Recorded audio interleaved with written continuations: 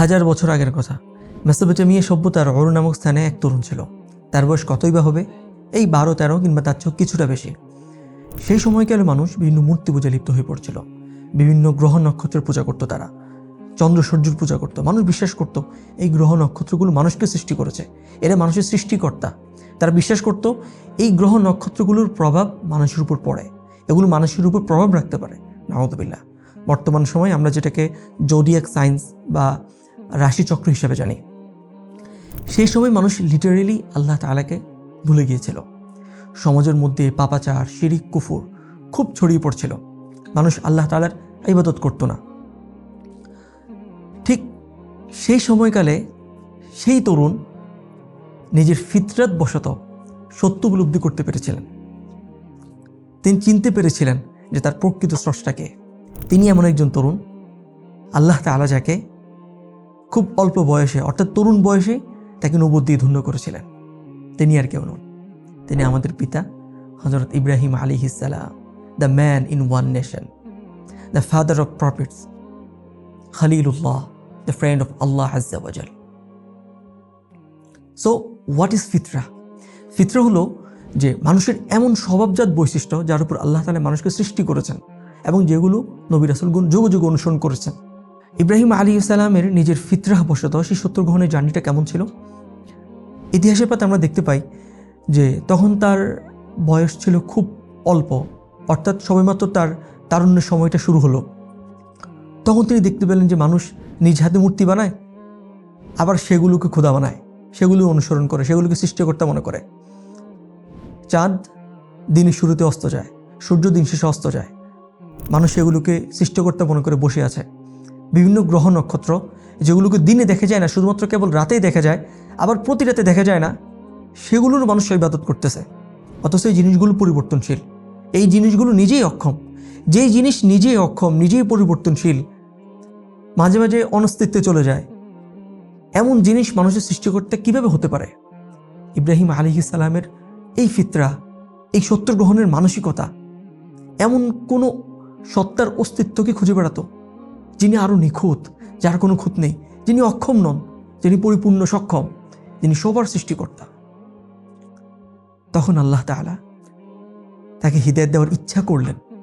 আল্লাহ তাআলা ইরশাদ করেন, ওয়াকাযালিকা নুরি ইব্রাহিমা মালাকুতাস সামাওয়াতি ওয়াল আরদ ওয়ালিয়াকুনা মিনাল মুকিনিন। এইভাবে আমি ইব্রাহিমকে আসমানসমূহ এবং জমিনের রাজত্ব দেখালাম যেন সে মুমিনদের অন্তর্ভুক্ত হতে পারে। সুবহানাল্লাহ। প্রিয় ভাই বোন, আপনি হতে পারেন হিন্দু, বৌদ্ধ, খ্রিস্টান, অ্যাথিস্ট, বিজ্ঞানবাদী, অথবা এমন কেউ যার মনে এই জগৎ সম্পর্কে, সৃষ্টিকর্তা সম্পর্কে, সৃষ্টিকর্তার দিন নিয়ে অনেক সংশয়। এখন আপনি কি করবেন? দেখুন, আপনি কিন্তু একজন মানুষ, আপনার ফিতরাত আর বন্যপ্রাণীর ফিতরাত এক না। আপনি আপনার ফিতরাতকে জাগ্রত করুন। আল্লাহ তাআলা আপনাকে মাথা দিয়েছেন, আল্লাহ তাআলা আপনাকে চোখ দিয়েছেন। আপনি আপনার ফিতরাতের চোখ দিয়ে চারপাশটা অবজার্ভ করুন। দেখুন, মধ্যরাতে বের হয়ে যান, খোলা আকাশের দিকে তাকিয়ে থাকুন, চাঁদের দিকে তাকিয়ে থাকুন। এই পৃথিবীর ইকোসিস্টেম, এই গোটা জগৎ একজন শক্তিশালী সৃষ্টিকর্তার অস্তিত্বের জানান দিচ্ছে। তিনি এমন কেউ যিনি সব কিছুকে সৃষ্টি করেছেন, এই শৃঙ্খলা তৈরি করেছেন এই পৃথিবীতে। তিনি এমন সৃষ্টিকর্তা যিনি কাউকে জন্ম দেননি, যিনি কারো পক্ষে মুখাপেক্ষী না। আল্লাহুস সামাদ, যিনি কারো পক্ষে মুখাপেক্ষী না, সবার থেকে তিনি অমুখাপেক্ষী। লাম ইয়ালিদ ওয়া লাম ইউলাদ, তিনি কাউকে জন্ম দেননি, কেউ তাকে জন্ম দেয়নি। আল্লাহ তাআলাকে বুঝতে হলে, সৃষ্টিকর্তাকে বুঝতে হলে আপনাকে রকেট সায়েন্স বুঝতে হবে না, খুব ইজি। জটিল ম্যাথমেটিক্স বুঝতে হবে না। আপনার হাতের ফোনটির দিকে তাকান। এই ফোনটির একজন সফল প্রস্তুতকারী আছে, একজন সফল প্রোগ্রামার আছে। প্রোগ্রামিং ছাড়া, কোডিং ছাড়া এই ফোনটি একটি লোহার টুকরা মাত্র। ছোট্ট একটি ফোন যদি একজন সফল প্রস্তুতকারী ব্যতীত যদি চলতে না পারে, তৈরি হতে না পারে, তাহলে এই গোটা বিশ্ব, এই বিশ্বের প্রতিটি এলিমেন্ট কিভাবে একজন সৃষ্টিকর্তা ছাড়া চলতে পারে? কিভাবে এই পৃথিবীর গোটা ইকোসিস্টেম উইদাউট ক্রিয়েটর এখনো ব্যালেন্সডভাবে থাকতে পারে? আপনার ফিতরাতে চোখ দিয়ে দেখুন, উপলব্ধি করুন।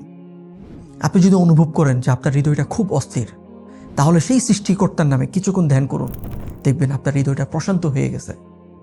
প্রিয় ভাই বোন, মানুষের সফলতা এই সৃষ্টিকর্তার সন্তুষ্টির মধ্যে, এই সৃষ্টিকর্তাকে চিনার মধ্যে। আমরা যদি সৃষ্টিকর্তাকে চিনতে পারি, তিনি আমাদেরকে যে আদেশ নিষেধগুলো দিয়েছেন, আমরা যদি সেটা মানতে পারি, তাহলে আমরা বিশাল গ্রেট রেওয়ার্ড, বিশাল একটা রেওয়ার্ড পাবো, সেটা হলো জান্নাত। আর যদি আমরা এই সৃষ্টিকর্তাকে না চিনি, তিনি আমাদেরকে যে গাইডলাইন দিয়েছেন অর্থাৎ ইসলাম, আমরা যদি সেটা অনুসরণ না করি, তাহলে আমরা জাহান্নামে যাব। আশেপাশের সব কিছুকে বাদ দিয়ে আপনি আপনার ফিতরাতকে শুনুন, একটু ফিতরাতের দিকে লক্ষ্য করুন, দেখবেন আপনার ফিতরাত আল্লাহমুখী হওয়ার জন্য কতটা চিৎকার করছে। আপনার কি একটু সময় হবে ফিতরাতের সেই চিৎকার শোনার, আল্লাহমুখী হওয়ার? আল্লাহ তাআলা আপনাকে দ্বীন হানিফ অনুসরণ করার তৌফিক দিন। আমিন। আসসালামু আলাইকুম ওয়া রাহমাতুল্লাহি ওয়া বারাকাতুহু।